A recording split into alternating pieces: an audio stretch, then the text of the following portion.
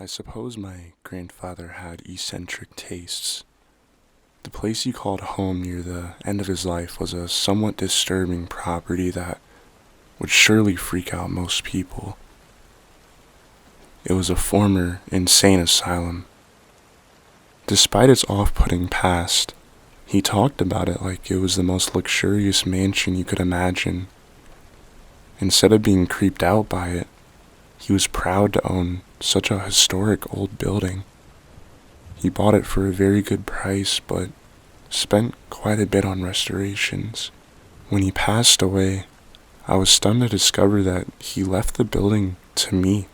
A few members of the family were a bit insulted that he gave it to me over them, but most were so unsettled by the place that they didn't mind.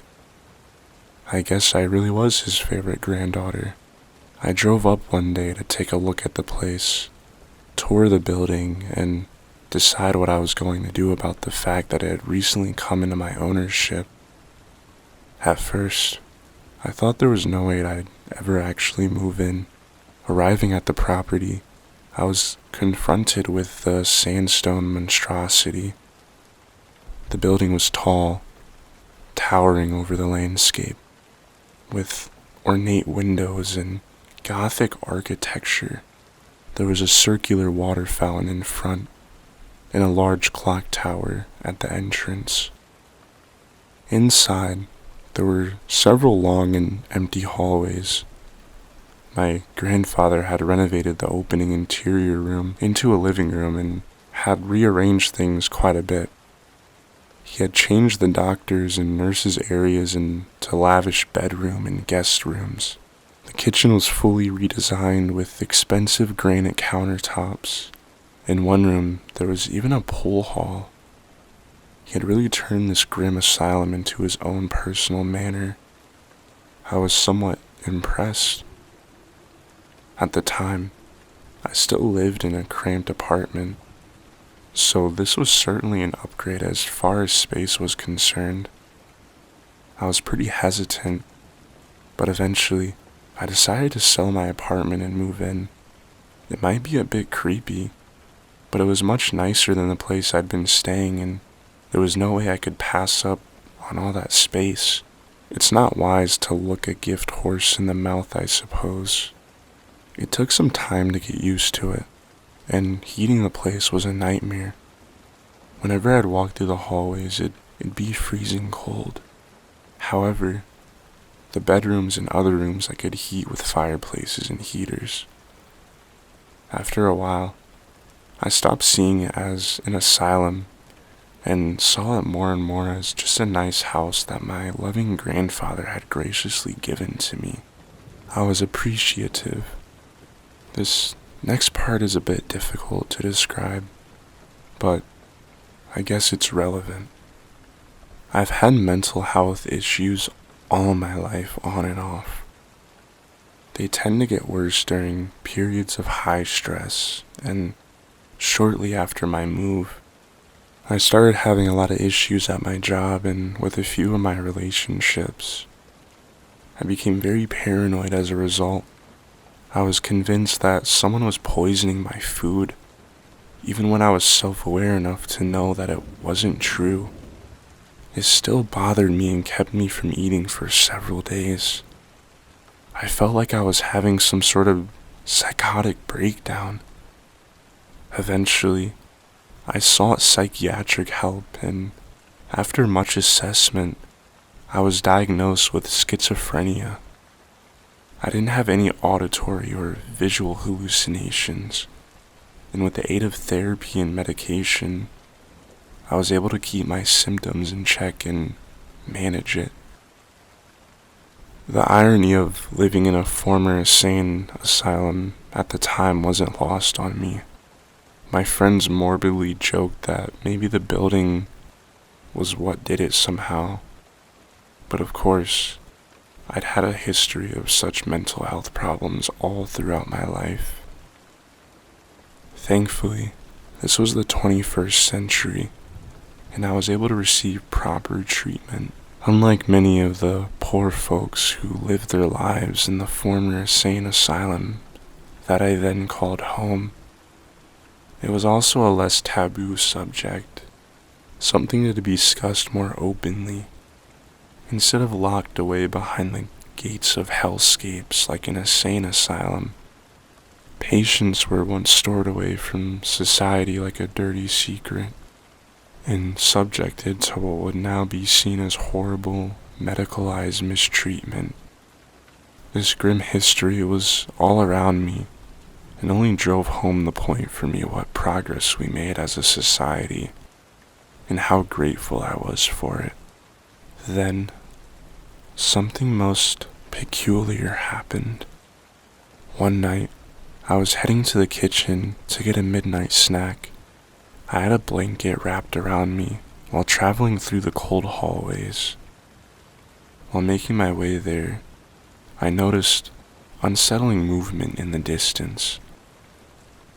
The hallway I was in had tall wooden doors along either side, which one leading to a small room that the patients once stayed in. When I looked towards the source of the noise, I saw a human figure walking out of an open door.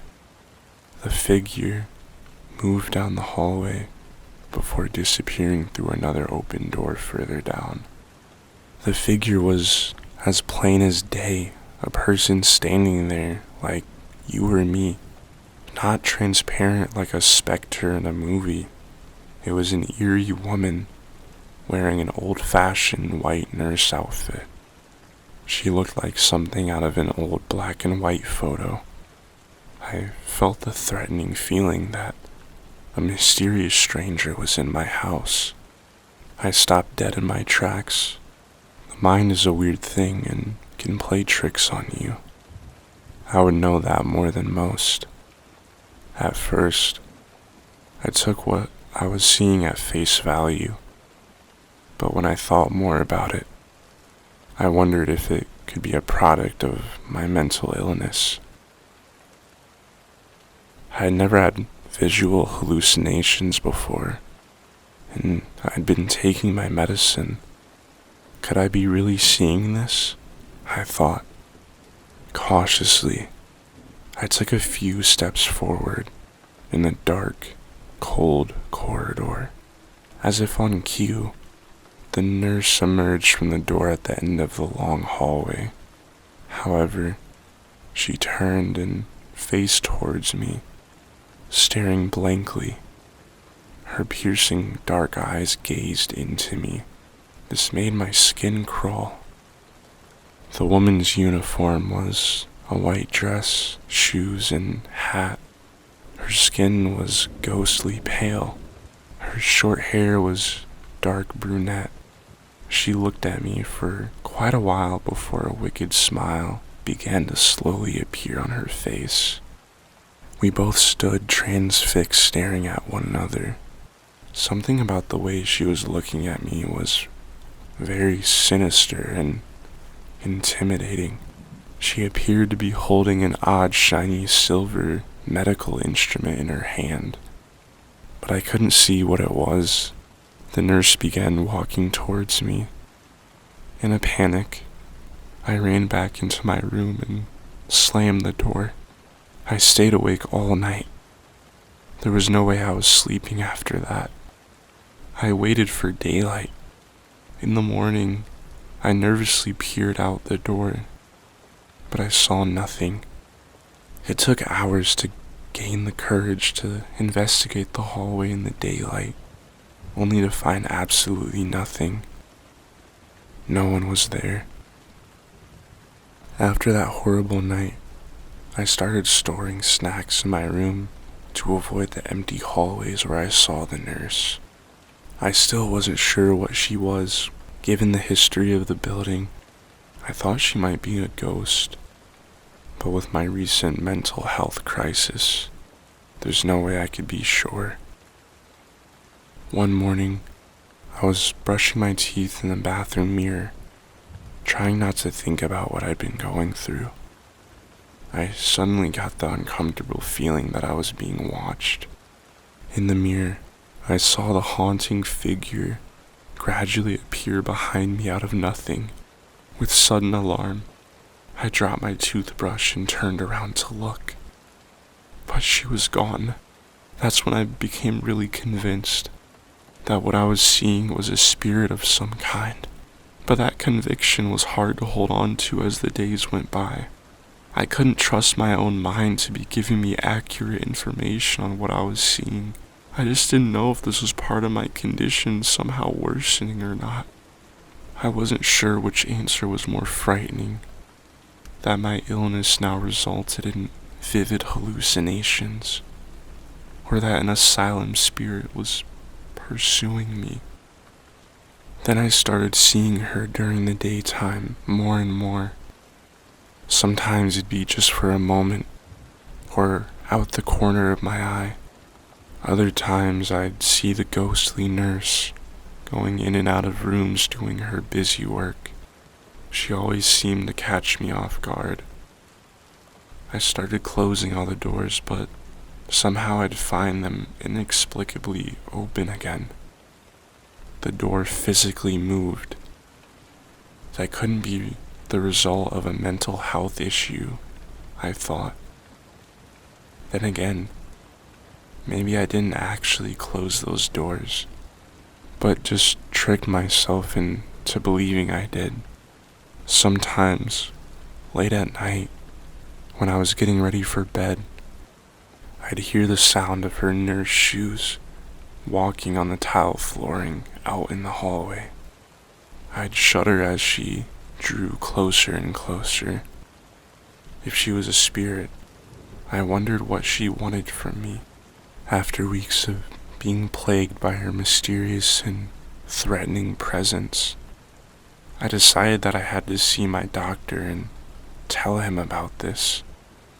I've told him that I had been experiencing what I believe to be visual hallucinations. He increased the dosage of my medication in hopes that that would help, but it didn't. I continued to see the ghostly woman in the hallways or throughout the building as I tried to focus on my daily life. I'd see her again and again. She just wouldn't go away. Nothing could make her leave.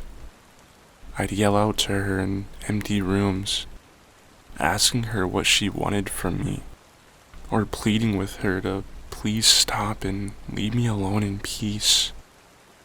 She made no reply. Then, one night, as I was sleeping, I grew restless and began to toss and turn. Suddenly, I found myself awake in the dark room, my eyes strained in the darkness until I could make out what I was seeing.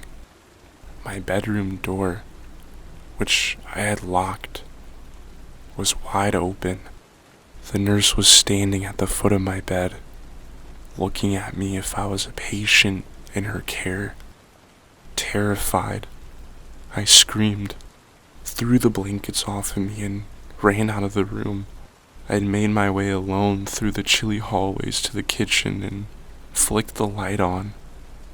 I stayed in the kitchen all night, guarding the door and looking around the room, nervously waiting for her to spontaneously appear somewhere. I knew I locked that door, with my dosage already increased.